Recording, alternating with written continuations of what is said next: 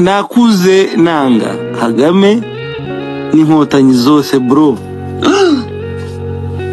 Impamvu ya mbere, inkotanyi zafunze data pasiteri zimuzira ubusa. Sylvie gena gake, Sylvie twumvikana. Impamvu ya mbere y'ubuse Sylvie. Impamvu ya kabiri, bwa mbere nagiye mu mujyi wa Kamembe, nari ngiye gusura papa afungiye Icyangugu, ndi kumwe na mama at 6 years old, tugera ku myaka 6.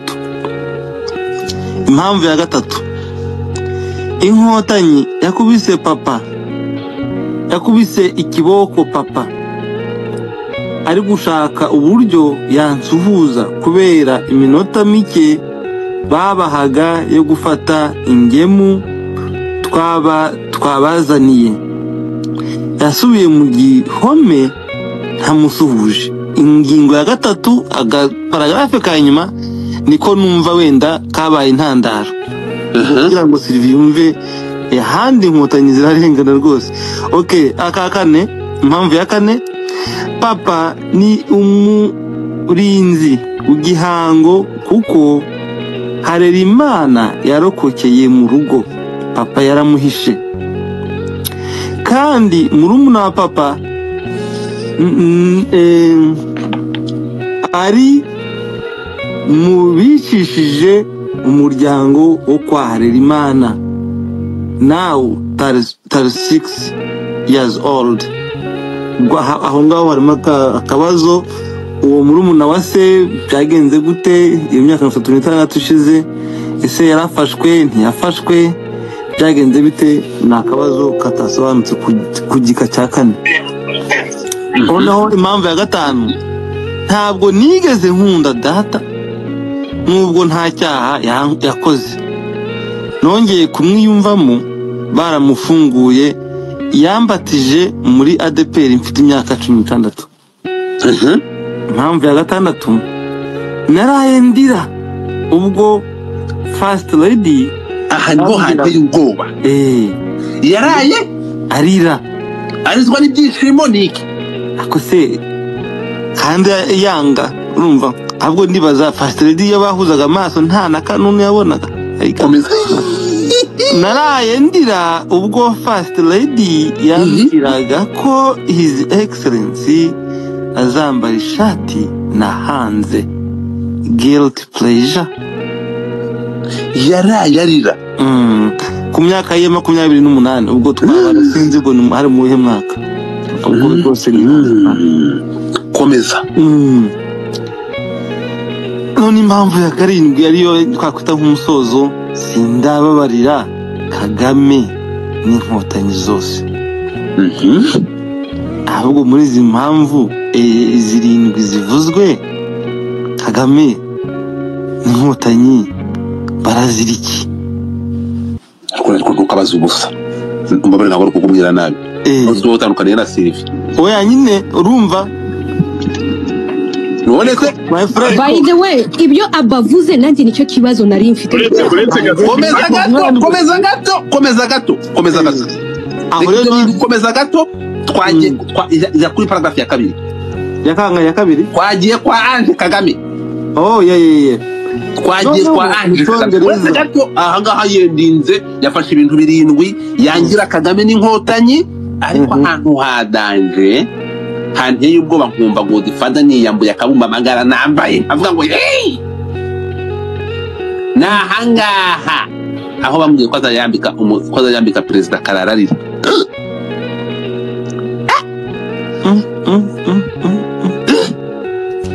Twagiye sasa bafite amaso areba n'imbere.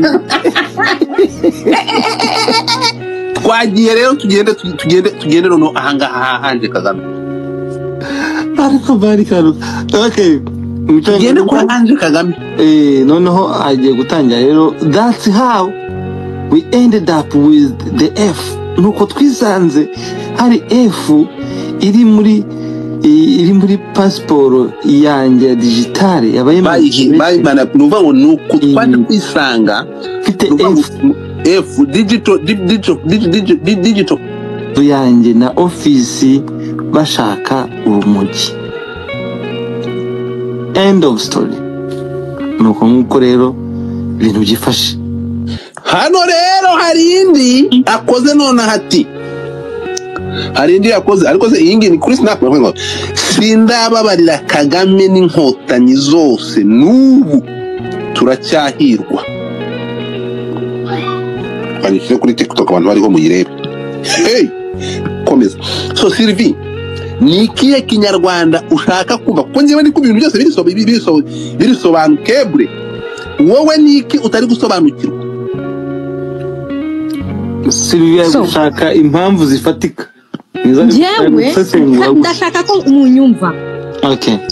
Au départ nari mfite ikibazo cy'ikinyarwanda n'amagambo arimo kubera numvaga bitadinga apu niko abongereza mbona mukunda kuvuga.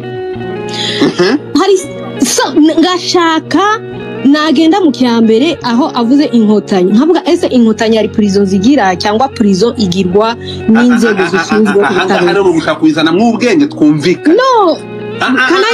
Sylvie. Aha rero ariko kubwira byumvaga gatfata murekeye ariko kubwira byumvaga ubwo niba uko yabyumvaga. Okay, tujye kubirambura ngaho ngwino. Yes, ariko kugira ngo njyewe Godfather njyewe nakoze ikintu kitwa dissertation, so I have to unpack things logically.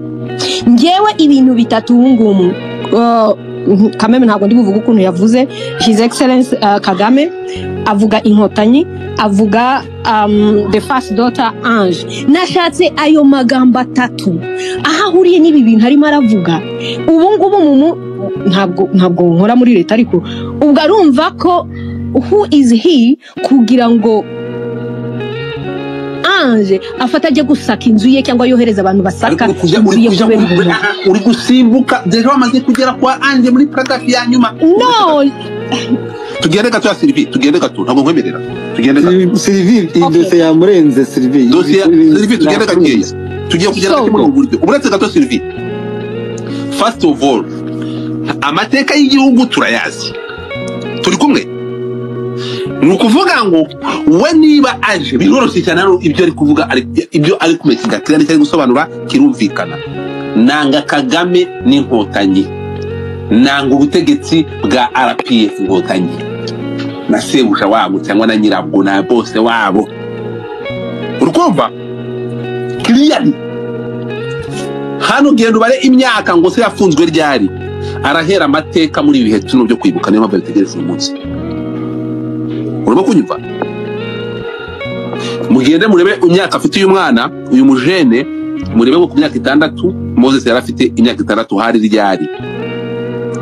Aravuga hano ngo warangiza ukavuga ngo birahuriye n'inkotanyi. Aravuga ngo inkotanyi zafunze data. Uretse wa muntu uravuga ngo birahurira he? Niki atavuze ukiri kuri iyo statement. Hano uretse gato 1 paragraph ya mbere ingingo ya mbere ati inkotanyi zafunze data pasteur zimuziza ubusa. Niyo mpamvu bafunga umuntu se bamuziza ubusa. Uretse gato ariko tugusoma ibyanditse. Ndi gusoma ibyanditse ntongere wowe ushaka kuvuga ngo bamujije kimwe urashaka kugira ngo twivimuzi. Urukumva? Hana aravuze ngo inkotanyi yahereye avuga ngo nakuze yakuze ryari Moses yavutse ryari akura ryari tugiye kubireba. Nakuze nanjye inkotanyi nakuze nanga Kagame n'inkotanyi zose bro. Hanyuma ahita tubwira impamvu yanjye inkotanyi cyangwa yanze inkotanyi. Inkotanyi zafunze data pasteur zimuziza ubusa. Kabiri, bwa mbere nagiye mu mujyi wa Kamembe nari ngiye gusura papa afungiye Icyangugu ndi kumwe na mama mfite imyaka 6. Uyu muntu uravuga ngo ni katavuga ari kukubwira impamvu yanga inkotanyi. So for me ibyo nashakaga kukugira Godfather this is it. Ibigaragara nuko uyu mwana yakuze afite urwango afite aho yaba yararuvanye. However kugira ngo urwo rwango azarusobanure atanze raison zitarizo. nibyo nje nshaka kukubwira. He's looking on how to back up his hatred, how he has to back 11 na hen afite, ariko njewe nk'umuridazi uri gusoma ibyo atanze sinzi niba inkotanyi zigira prison kubera ko prison zifite aho zibelonginga na leta ikazikontrola. Iyo azanyemo president sinzi ibi bintu urwango agomba kuzanira president nabijustifiye kuriya noneho akongeraho the first kuri nje nk'umuntu uri gusoma nabona ko the guy has his own wound and a certain deep level y'urwango ariko agashaka kubibakinga no kubijustifia kuri nje, which me as a reader when I read I put some brain n'ubwenge mbona ko izi backup we atanze kuri nje ntabwo mbona ko arizo backup z'urwango afite. So afite urwango ruri deep by the way ntitunarworushe kubera wenyine arivuge ngo yakuze deja a 7 ans.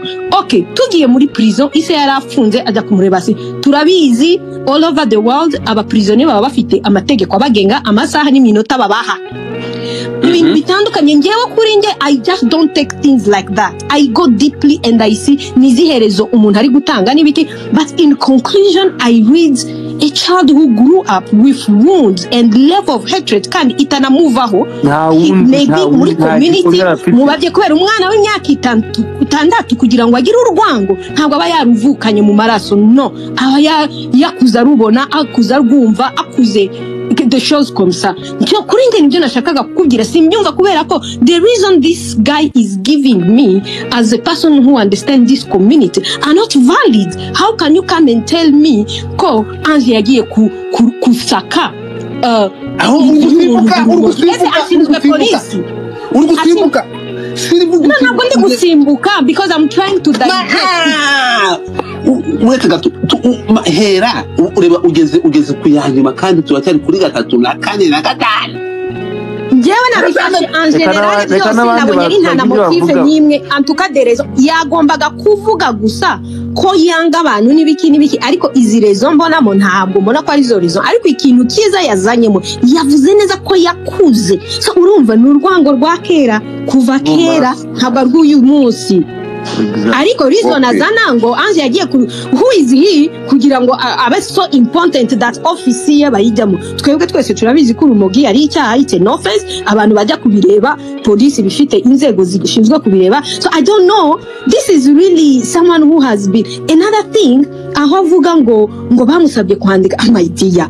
This guy grew, we came to know him because he had even that chance of kwambika bari abayobozi bose n'ibiki personally I couldn't afford his dress so I never wore it but I loved it kuyibona I promoted it.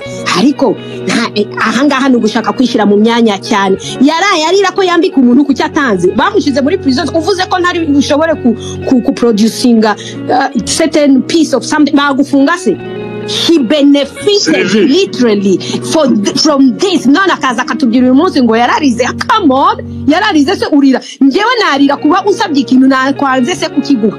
All those years this boy benefited from those bayobozi bambaye. He went on a stage because of this country nama institution n'ibiki. So today he was supposed to come and put those mess. Iyo is the message azakazishira that time uyu munsi nari kuzamvuga this person has brain, but today after years you have become famous. Everyone has put on your dress. Buri muntu wese uzanga who knew him. Me I didn't know him.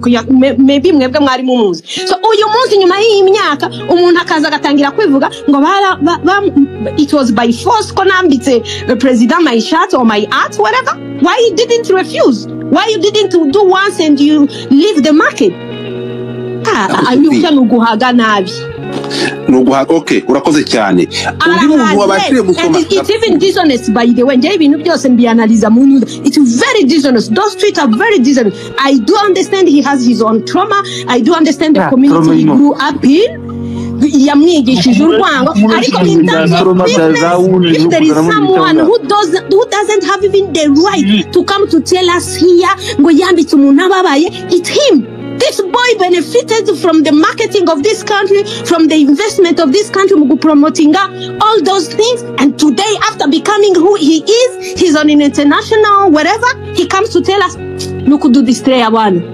This is totally distraction, benefiting from something and coming. You think you are now special. You are on an international stage. Now you can have also a statement to say, you know, I hate this and this. Urwango rwo pe ndarubana niba ari we wanditse izi statement rurahari kandi yarwivugiye sinshaka kurusubiramo ariko when I told you that I was confused, Godfather, it was all there is so much manipulation in this statement.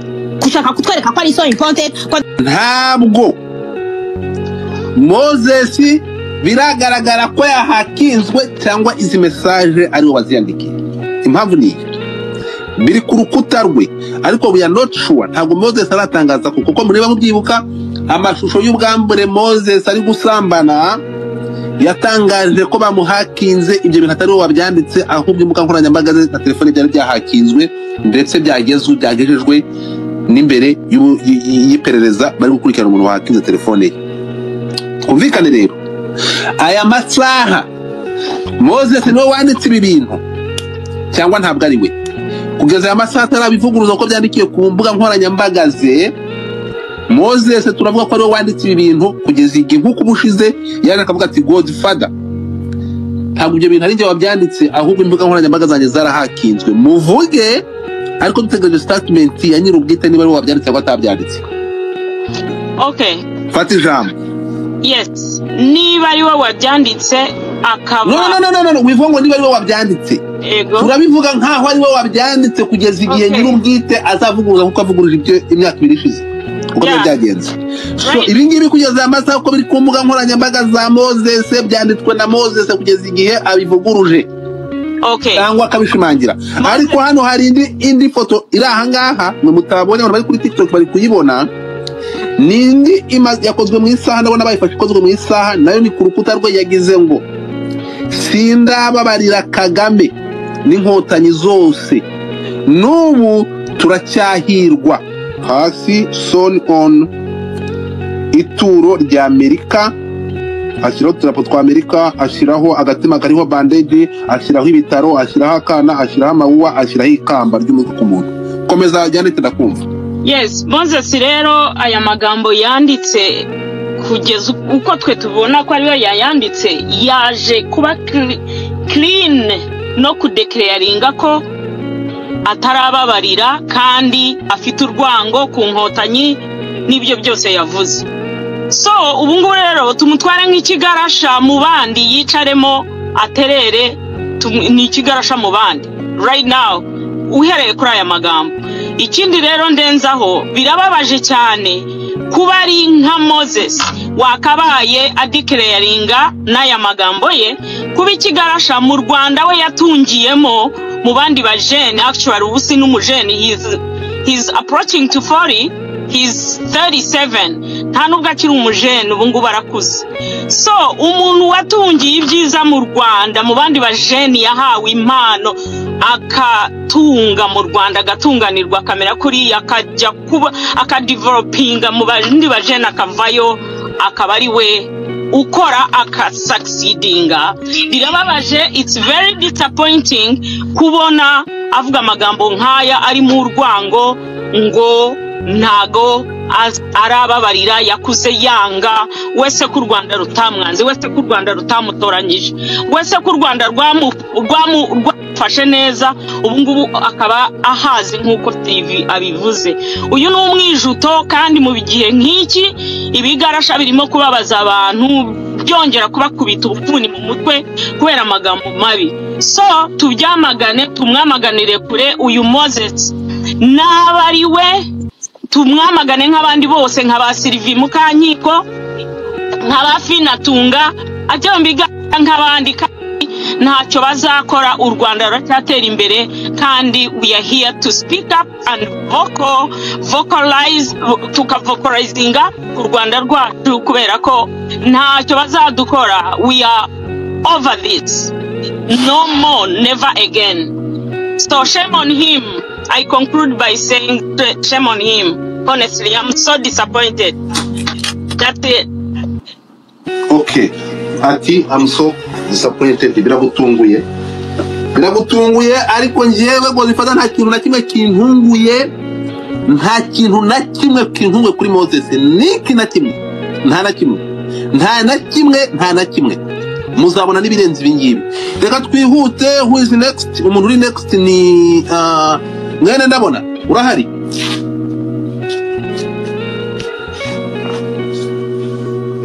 Mwene ndabona urahari? Wasomye message? Nayisomye nabyumvise byose nabikurikiranye.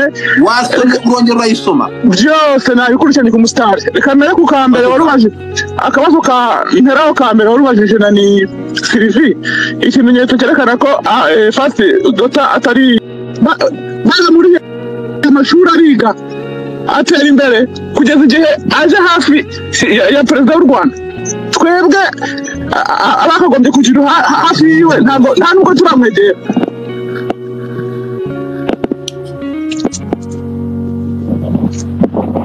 Ntabwo munyumva? Egera telefone neza nkumve neza. Muranyumva ngubu? Yego.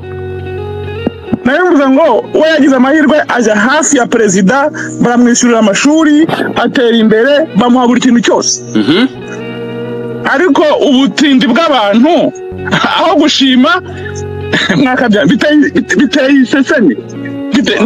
Sinikigarasa yakagombye kuja mu arenze kuba ikigarasa. Umuntu bamugabiye none we yaravuze ngo arabanga. None se ubwo yakuzanga inkotanyi bamugabiye gufungura papa wiwe, bamugabiye gukorera muri leta, kwambika perezida, kuba hafi y'abantu bakomeye. Kandi ntabwo twebwe twararibuze kandi twakoreye u Rwanda. Yes, abantu benshi ntabwo bagana perezida, ariko we yagize amahirwe ise yarabaye mu Rwanda, bavuze ko ari interahamwe ariko bamushyira hafi ya perezida. My friend, umva ubwo buntu bwiza bw'u Rwanda.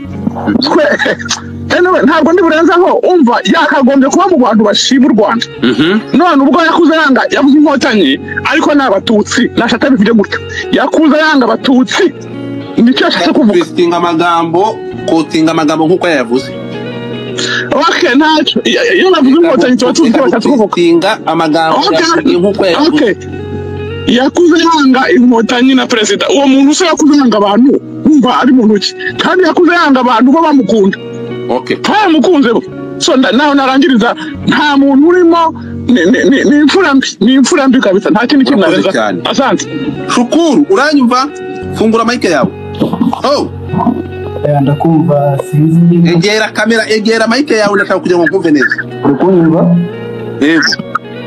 Rero ibintu Twahirwa yakoze ndashaka kubivugaho utuntu dutandatu. Urashaka kwivugaho? Ingingo utuntu ibintu bitandatu. Yego. Ariko ndagira vuba nihuse nyine n'abandi babona umwanya. Yego. Ikintu cya mbere, iyo statement yakoze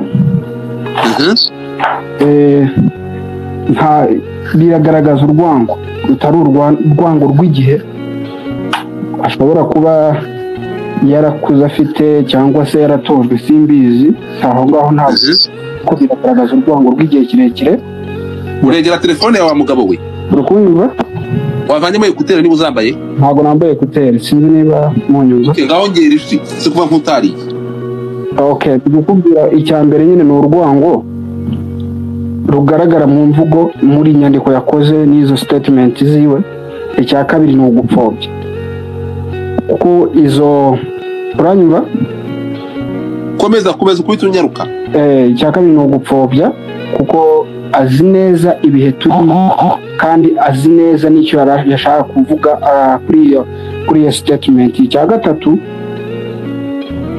kiraza guhura n'icya kabiri nyine ni ugupfobya jenoside agamije nyine hari ku aya magambo. Uraza kusobanura uburyo yapfobeje? Uburyo yapfobejemo abakana jenoside. Niba unyumva neza kuko sinzi, numva byanteye uburakari, ntabwo sinshobora kuvuga. Uretse gato ibi bintu yanditse bisobanurira yapfobeje jenoside. Uranyumva? Yapfobeje ate? Sobanurira numva. Icyo nshaka kuvuga nuko iyi mvugo yo ko inkotanyi mwese muzi inkotanyi icyo ari cyo. Ibyo inkotanyi, iyo umuntu avuze inkotanyi wumva icyo ari cyo. Nicyo iyo mpamvu mbihuza no gupfobya jenoside muri iki kababaza ikintu kimwe nuko bamutazi kuvuga mu ruhame kani bismart turitse ukarambura amagambo nyorosha maneno ya icyo mvuga nuko iyo umuntu avuze inkotanyi we yanga inkotanyi na Kagame bivuze gupfobya se mutimiri bwashamba hamuze kabana okay abe warigiye kongeraho iki ngiye kuvuga mu by'ukuri muri ibi bihe by'imyaka nk'ine ishize twabonye ingengabitekerezo ariko tukayibona muri Kongo kandi n'ubundi gakorwa n'abanyarwanda babaye muri Kongo bahinduka abakongomani bavuga ibifaransa tukavugana mu buryo bweruye mpangaranguhangare bakagaragaza ukuntu banga abatutsi ariko osome on top banga Kagame bango campaign anti Kagame egal anti Tutsi nukwanga abatutsi icyo ugisobanuke nubwo wabihisha inyuma inkotanyi ivuze inkotanyi ni izina rusange nukuvuga ngo ntabwo wanze umuntu ntabwo mbemerera siyo topic turi uyu munsi no ibyo nibyo nshaka kugira ntabwo ntabwo inkotanyi ari abatutsi gusa no ariko niyo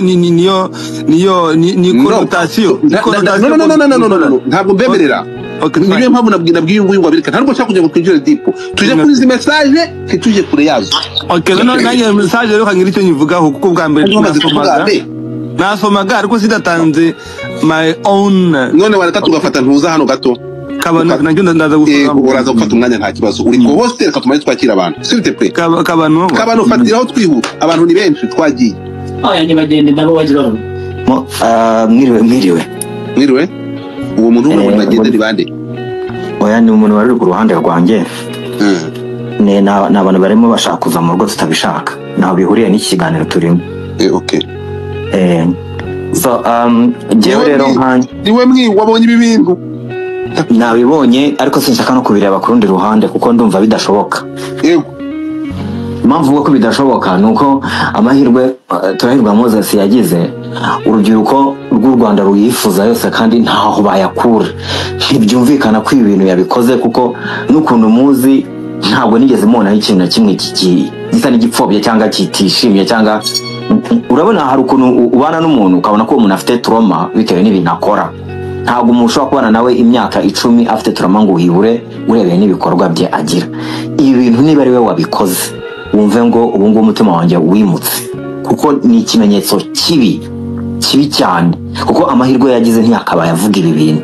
niyo yagira ikibazo kimeze gite arimo gukoresha amarangamutima nta marangamutima ndimo nkoresha ni ukuri ko umunyarwanda wese yakubwira amahirwe Moses yagize nta n'undi muntu sinzi ko ari undi muzapfa kuyagira mu Rwanda niba rero Moses ari we wafashe ukuboko kwe akandika ibimurimo imyaka yose amaze mu Rwanda ibyo bintu bikaba bimurimo akaba yarajijishije agahabwa amahirwe ashaka kuzamuka kugira ngo akore ibintu nk'ibi cyaba ari ikimenyetso kibi cyane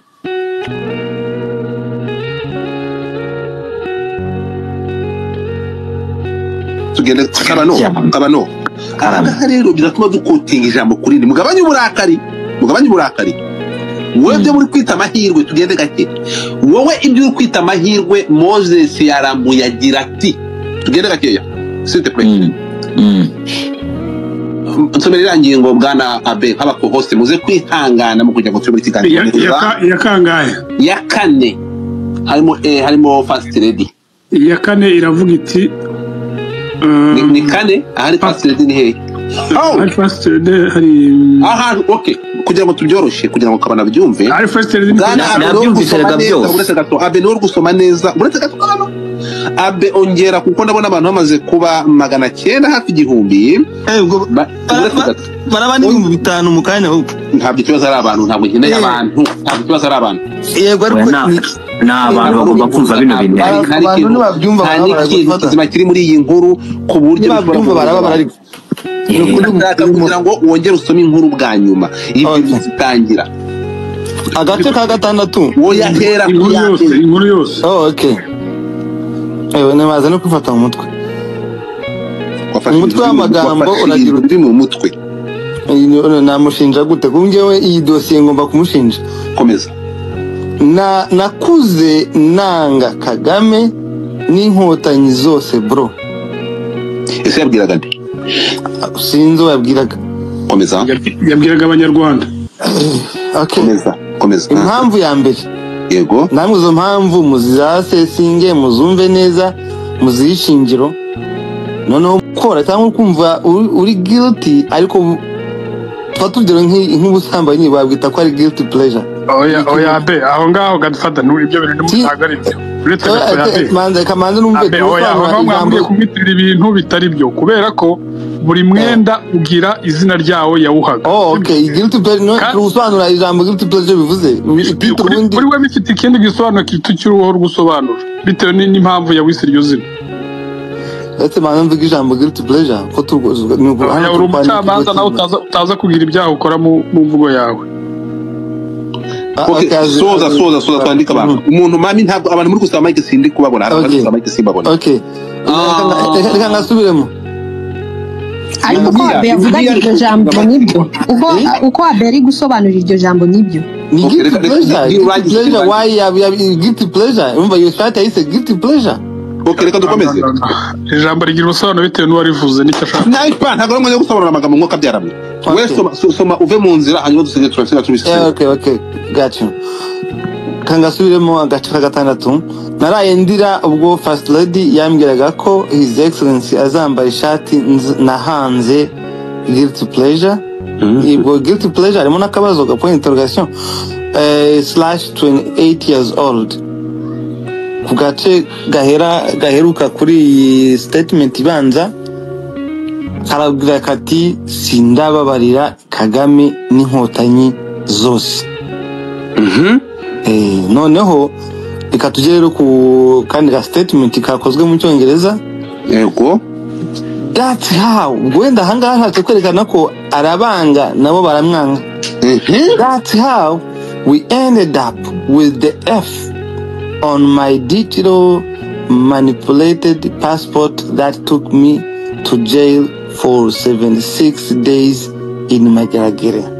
And that's how and Kagame sent troops to search my house /office for weed and nukuvuga nuko nisanze hari F iri muri passport yanjye ya digital bituma mfungwa iminsi 76 muri Magere kandi ni troops n'abasirikari cyangwa abapolisi bari bohererejwe na Ange ngo basake inzu yanjye na office yanjye bashaka urumogi so ubwo rero kimwe kiri gusoza bya search byabaye ejo bundi I think imyaka nk'ibiri ishize hanyuma ibyo kudoda twabibara mu myaka 5 ishize hanyuma ibyo gufungwa kwa se no gufungurwa mu myaka wenda 20 ishize byose rero ababihuza babihuriza aho ngaho bareba urwo rwango I don't know kabano twagiye ubu ngubu ngira ngo nabyumvisha ndari nabyumvise rega kuva kare fatira nari nabyumvise kuva kare ikintu cyo abanyarwanda bakwiye kumenya Moses yari Mageragere afunze ubwo akavuga ngo Ange Kagame yohereje abasirikare gusaka inzu ubundi ufite ubwenge ibyo bintu wabihuza gute Ange Kagame nta si polisi ngo arafata uruhushya rwo guhohereza abantu bajye gusaka inzu y'umuntu ikindi Ange Kagame nta kibazo yarafitanye na Moses ngo wenda babe yabyuriyeho yohereza abashinzwe umutekano we ku buryo bajye kubikurikiranayo icyo cyo rwose kiri fo ni ugushaka gufata first family y'u Rwanda kugira ngo ayigaragaze nabi kandi ibyo bintu ntabwo ari byo n'umuntu wese uri bubibone abyamagane twese hamwe tubyamagane kuko ntabwo ari byo ikintu navuga ni kimwe Moses niba yatinyutse gukora ibi bintu niba yatinyutse gukora ibintu afite ubwenge bukora neza ntabwo afite muri make n'umusazi ntabwo bibaho ntibibaho ikindi kuvuga ngo wanga Kagame n'inkotanyi ku myaka ya 36 ukiga ahantu bakaguha buruse ukiga ukayirangiza ukaba mister w'ishuri ukaryiga ugafata diplome ugakorera muri icyo gihugu ukizamukiramo kikagutunga kikagufata kikakugeza ku gasongero maho hagati hose wari ufite uburenganzira bwo kugenda nk'abandi ariko ukahagoma uyu munsi kabari guje kuvuga ibingibi it doesn't make sense at all ibingibi rwose umuntu wese ufite ubwenge agomba kujya against nabyo kuko there is something behind this kuko nubwo aka kanya tuzi neza niwe wabikoze ariko niba ari we wabikoze gihe ntakubeshye binteye ubwoba umubiri wose kuko urubyiruko ruri mu Rwanda rwa rufite ikibazo Nuse niba dufite aba Moses bameze abandi ba Moses bameze gutya bashaka kubyuka mu gitondo bagakora ibintu nk'ibi igihumbi where are we heading what are we doing ni ukuvuga ngo imbaraga igihugu cyacu cyafashe umuntu umva yatambikira yabireka kubivugaho ngo iki bivuga ngo abantu bari kuvuga muri no topic in first family so abantu bigenyesere kuvuga kuri umuryango nyine urumva first of all Moses namugaye Genda tunga I'm disappointed and speechless same time. Nta kintu kimpunguye. Ndi mu bantu bamuvugiye kenshi ariko hano ho biranze. Ndanamwandikiye kuri Instagram, WhatsApp, Snapchat. Mbari kuvuga nabi ndamwihorera. Gusa here's the things. Nuko Mara Ziskara bivuzeho nuko Abamana Ziskara bivuzeho hano arimo gupfobya kuko kukisa tegereje kino gihe bamwe interview kakabya ariko ari akarwa azanye no topic ikindi afite event mu kwa gatanu muri Amerika shobora kuba abikoresha wenda kugira azabikoresha as asylum nagira muri Amerika nazagaruka cyangwa akaba yaranagiye kuko nabonye ngo May afite event ya bira bintu byiwe byo kwerekana imideli muri Amerika so niba bakora babyanditse kuko nabonye nashatse ahantu hose ibinda bibura cyetse ko nabanje kubiryorizwa na Kasuku mu gitondo witwa ngiye kwishaka ndabibura akusakuza kohereza nkubaza imba ibyo bintu babibonye ko narebye iwawe nkabibura nabibonye ariko njura bizireka kubwire Eric nyimara kubibona niba abantu bari murabiko narifite space ndavuga mu buretse gato abe nigeze basezera sniper wapi sinzi ko byagenze abura narifite space mu bantu bari maganane nahise mfunga ndavuga nti umuretse gato katika jina la Yesu ariko Eric ntabwo ibi bintu bigeze na gato ntabwo nkubeshya ntabwo ndi magayane ntabwo ndumuraguzi ndakubwiza ukuri kuva kuri space ya mbere nakoze hano kuri Moses murabyiruka kuva Moses amera nk'umwana ufite ibitotsi bari guhereza ikijumba kanga kukirya karira bakamuha amataka yanga kiriza ibyo byose Moses yarabikoze ikingike nta kintu kintunguye byaragaragara muzi ko naho mwagize mukavuga ngo Moses yahawe amafaranga n'abazungu kugira ngo asebye u Rwanda murabyibuka cyane havuzwe ibintu byinshi kuri Moses ariko tamabwira ikintu kimwe this guy nta kintu niki na kimwe muri bingibi akoze kintunguye yagaragaje ibimenyetso hari ibyo mwe mutazi bitigeze bija hanze komeza ijambo nakubwize kuri nanjye ngiye nta manje mva ko kuri ubo speechless n'ibintu byo gutungura kabisa wowe uvuga naho gutunga ariko biranungu bro umuntu ugirwa amahirwe abantu benshi abanyamideli mu Rwanda babuze bakwigira icyo cyizere ukambika umukuru w'igihugu nyuma y'imyaka ingahe ukamwituye ibingibi Imana ujya niba ngo uvura umuntu uzijije wacyakaregukanira so ngewe nitandukanyije nawe yes namuvugiraga nk'umuntu uri turi family muri LGBT ngaho nitandukanyije nawe pe nukuri urabizi ni kenshi bamuvuzeho kuri ya mavideo nacyagiye passport isohoka nacyagiye by'urumogi urabizi intambara twarwanaga ndi nyuma muri Amerika subizi imijugu twatiranye Godfa aha naguye curamye pe umva nukuri abantu tukibagirwa vuba gusa mu magambo nasomye zino ngingo zagiye afatiraho wagira ngo yari hayi cyangwa ari ibiyobyabwenge yafashe ko ukuntu zigiye bifashe n'ukuntu bigiye bivangavanze ni ahantu bihurira umwe ngo arabureminga Ange Kagame so njye nawe tutakuvuga first family kuko ntabwo ibyo bintu ndashaka kubivugaho cyane ariko njyewe natunguwe aho ararenganya Inkotanyi mbese Kagame niwe wafunze se okay yavuye yanajyanye amasheke gufunga se cyangwa inzego yari suspected ubwo abaye suspected nyine baramufunga ariko nyine agira avamo ibi ngibi bizanye amagambo y'ikigarasha bita Patrick yamje kivuga ngo kizagaruka mu Rwanda Kagame n'akabarebe bamaze gucaho bapfuye ngo bafunze se komeza so uruko nyine ukabona harimo ibintu byihuzagurika n'iki so iyo minsi 23 yafunzwe muri Mageragere ni itumye avuga bino byose mu gihe cyo kwibuka mu kwa kane so njyewe pe nitandukanyije nawe ndanatunguwe sinaza gutinda cyane amagambo gusa bino ntabwo byari bikwiriye pe umuntu nk'uko nuza bivuze Kabano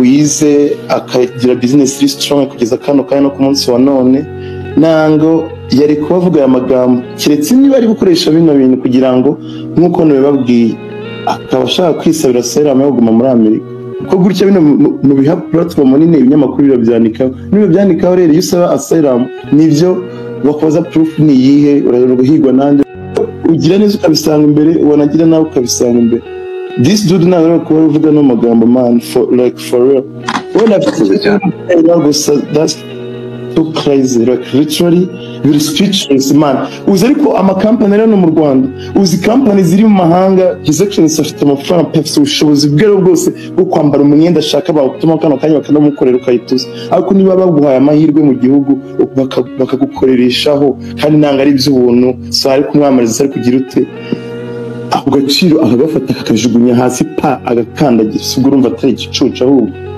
urakoze that's crazy murakare bibaho reka tugende twakira umuntu bita Umulisa urahari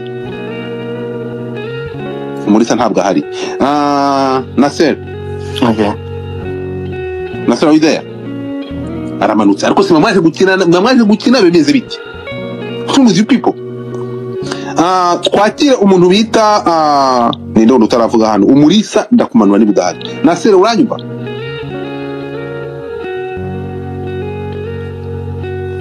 Nasser urahari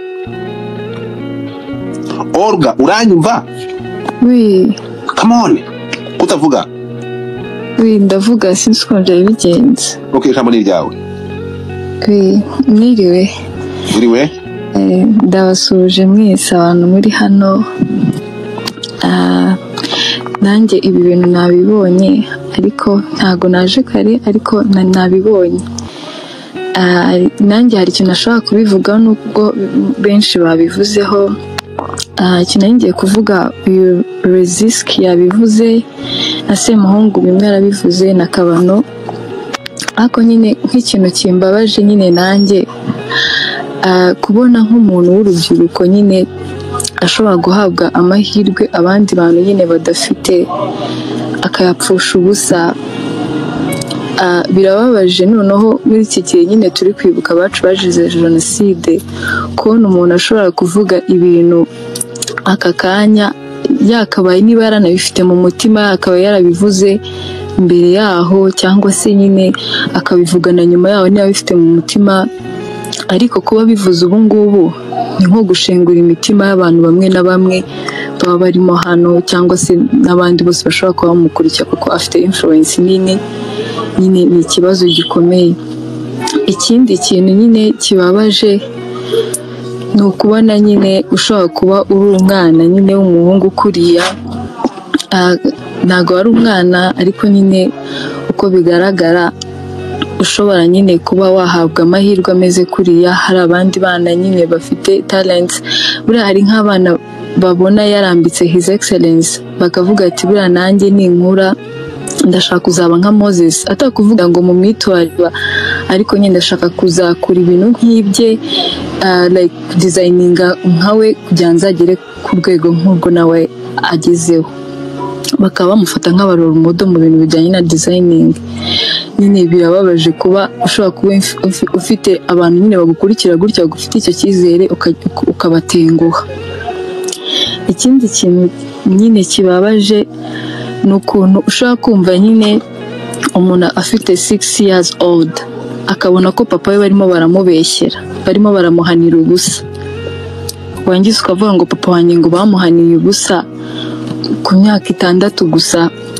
Ababyeyi benshi nubwo bajya bakunda kubwira abana babo sometimes amakosa barakoze kugira ngo nibanakura batazaba nkabo nyine, ariko nyine ukabona umuntu ngo papa bamuhaniye ubusa, ngo nanga ngo inkotanyi, ngo nanga ngo Kagame, ngo nanga warabaye mu gihugu, ukabona ibyo kurya, ukaryama, ukabona aho kuba, ukiga, niba baba baguprovidingira school fees ariko nyine uwo mutekano igihugu kirawuguhereza, ukabona nyine byose uraje ako kanya ubitesheje agaciro yawe myinshi ingana gutyo cyangwa mike ingana gutyo bitewe nuko abifata, ariko byose ukabitesha agaciro. Ngiye ndibuka ejo bundi ngo ajye Musanze bakamuhohotera, hano abantu twaramuvugiye tugira impuhwe nyine turababara, nta nubwo ari yakuntu nyine abantu dushobora kuba twababaye kuko iki kintu bakimukoreye tutabanje no kureba aho byaturutse, se niba ari we wahemutse cyangwa atari we wahemutse, nubwo nabo ibyo bakoze atari byo, ako nyine akabifata nyine nk'ibintu byoroshye, akaza agashyira hariya n'umujinya n'uburakari, freedom of speech, akavuga nyine ibintu bimeze nka kuriya, bigaragara ko igihe cyose yari abifite mu mutima atari ibintu. Niba umuntu n'umuntu akubiswe mu muhanda, mbese nyine abanza kureba ikintu yakoze, nta muntu azanga gukubite gutyo kuko ntabwo yaba ari umusazi. Ako nyine birababaje ko umuntu nyine ashobora kuza mu gitondo akabyuka akandika ngo umuntu yakoze ibi, ngo bintu nyine birababaje nyine. Sorry nyine basi, murakoze. Wirira, wibabara, tuza guma hamwe. None babwira ngo muhaguruke mu Rwanda, mutekereza ko muzarwana n'imiyaga, muhaguruke mukenyere, ntabwo muzar.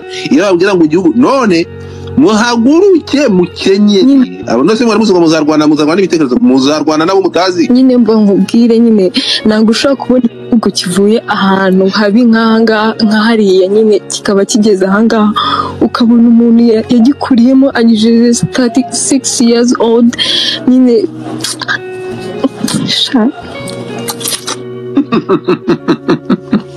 reka mubwire ikintu kimwe, muve mu biteto, mureke guteta. Genda ikorera gutya ndabareba nkabazunguriza umutwe, mureke guteta my friend, mureke guteta.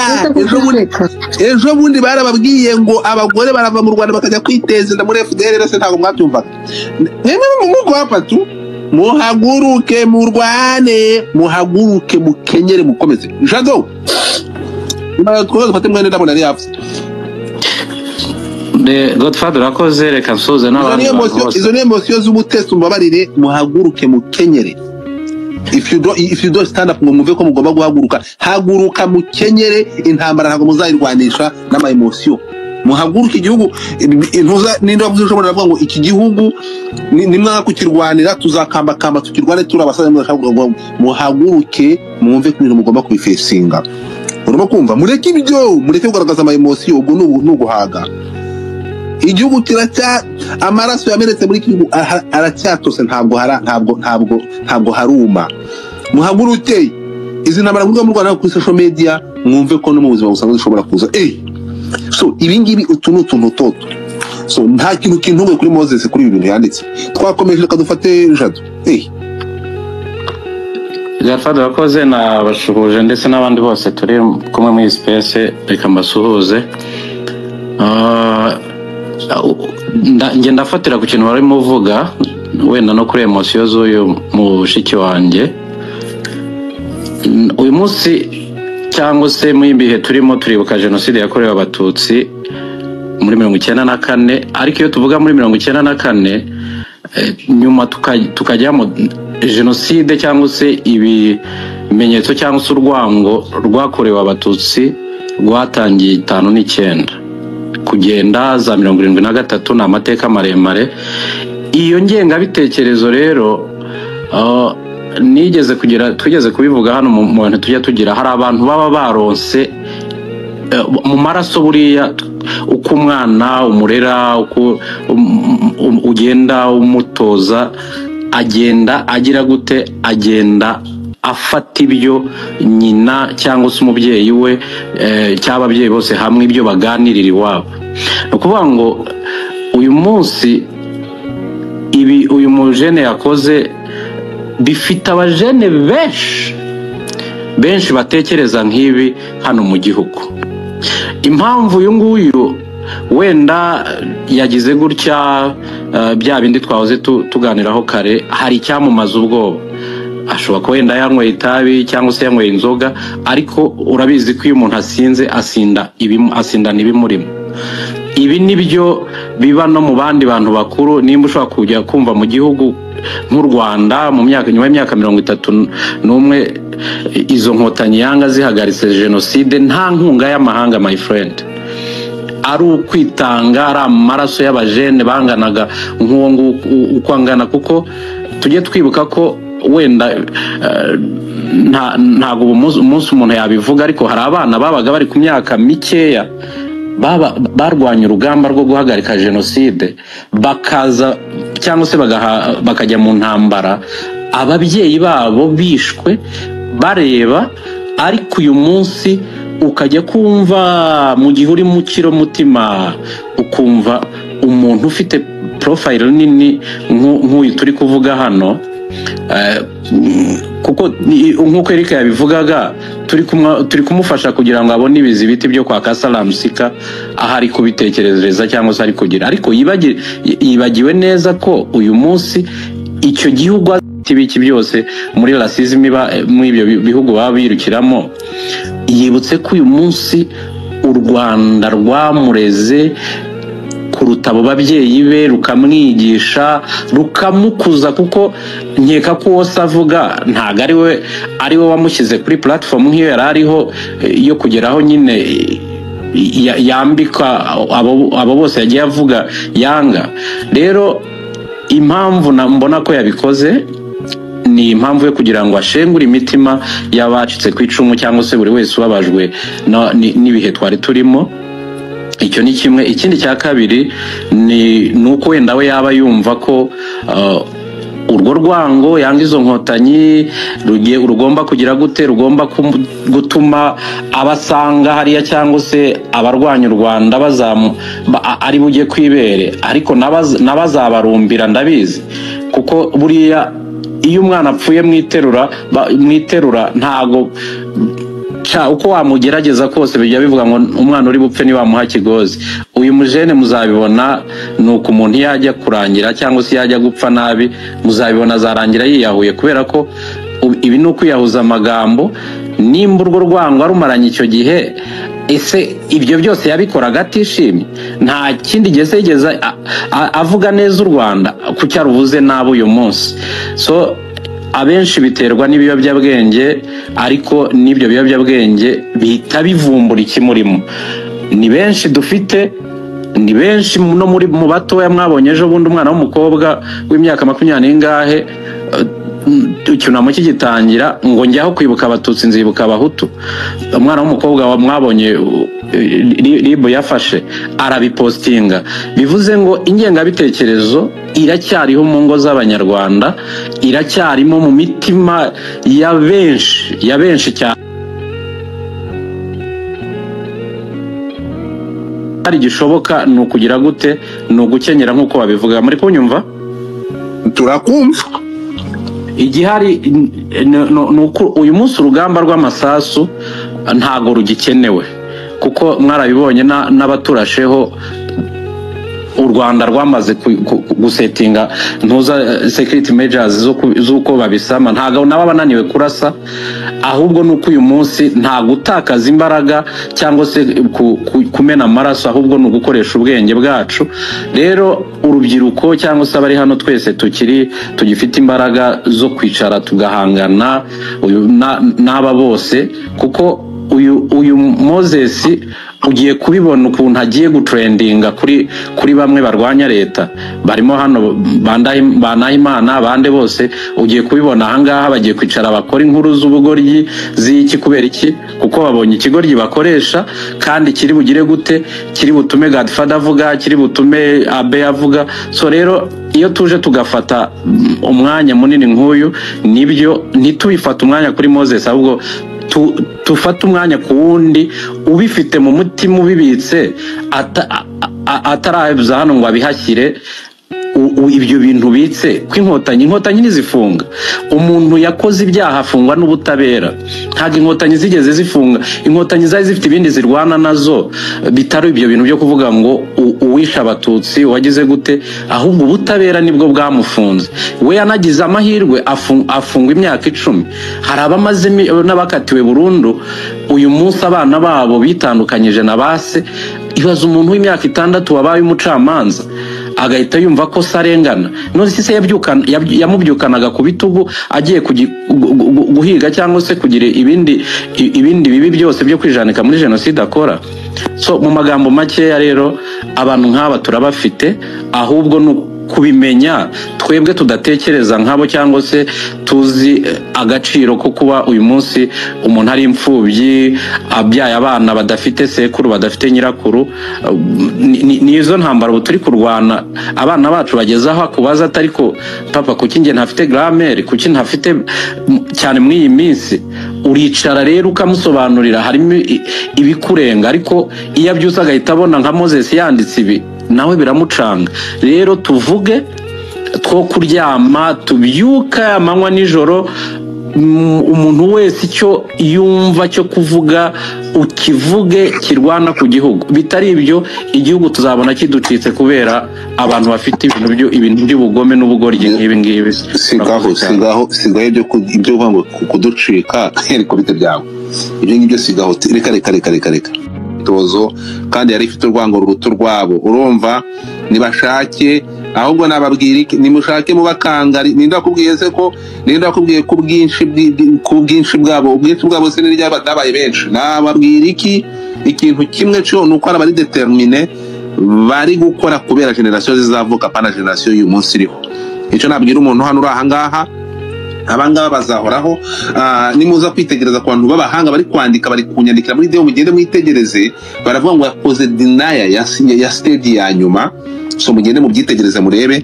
ntabwo igihugu ntabwo reka nkubwize kuri Jado uri umuntu uri umugabo iyi ntambara warayirwanye uri mu babohoye igihugu wari muri bakadogo ibingibi bisobanukiwe neza cyane aho wasikubabayishe ibingibi ntibigukange umusa oya uyu sintinya Moses niyo haba nkawe igihumbi sintinya n'undi wese umujene utekereza nkawe ahubwo umushuka aba bana babanje bakicara bakareba igihugu dufite kiryoshye bakicara bakasiba ibyo bintu mu mitwe yabo tukicara tukenjoyinga igihugu cyacu tukagikorera kikazaba igihugu gisaziramo abana bacu badasaziye mu myanda nk'iyi ngiyi nicyo nge ndi kuvuga ni mureke nyamuneka tumenye ko twambaye ikirezi tumenye ko kera dufite igihugu kiryoshye my friend ababa muri Amerika baba Canada ho murabizi hano umunyamahanga araza ejo bundi nari ndi kumwe n'umukomedi hano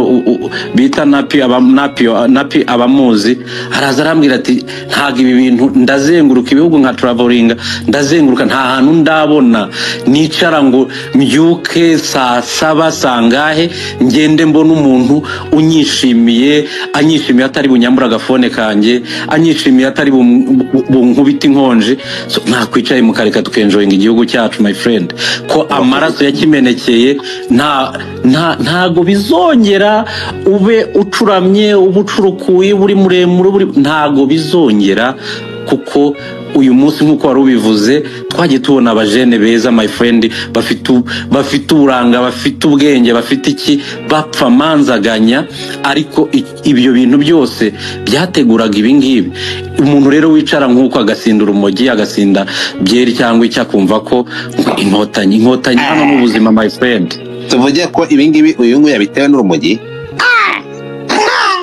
ibi yabitewe n'urumogi ibi ngibi bitewe n'urumogi aragenda ahera ku myaka 6 ageze ku myaka 30 reka twumve undi muntu bwana abe wavuze ariko na sniper wari wavuze burya gihe nagiye mvuga kugira ngo abantu bagire update uyo bintu ngaho fata ariko ntimurambirane mufata umwanya hanyuma none ufata umwanya ukurikirana na sniper dufata abandi bantu nkuko baje bakurikirana mu maniki ibiganza abantu mwaza maniki ibiganza nimwimanukire. Okay, murakoze. Nge nshagura ngo mvuge ku bintu bitatu. Icyambere, u Rwanda nyuma yo gutsinda FAR n'interahamwe bagahunga inyuma bakagaruka haba muri Gacaca na mbere yaho abantu bakibuka babahemukiye, byari gushoboka yuko u Rwanda hakoreshwa apartheid, umututsi akihimura ku muhutu accordingly. Byarashobokaga ko rwose izo nkotanyi banga zibakandamiza zibakaranga ntibige ntibarye ntibanywe urumva, ariko bashyizeho leta y'ubumwe. Abazungu bagize hafi nka 10% na kangahe muri Afurika y'Epfo bazengereje igihugu cyose barabakaranga kweri, bababuza amahwemo. Mu Rwanda byarashobokaga ariko barabaretse barenjoyinga bariga ndetse banabashyira imbere bikagaragara. Ugenda ugere kuri uwo Moses w'Icyangugu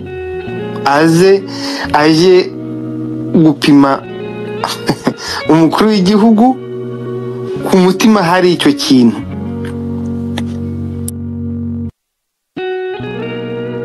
Namwe mu byumve mu bihe uburemere bwabyo.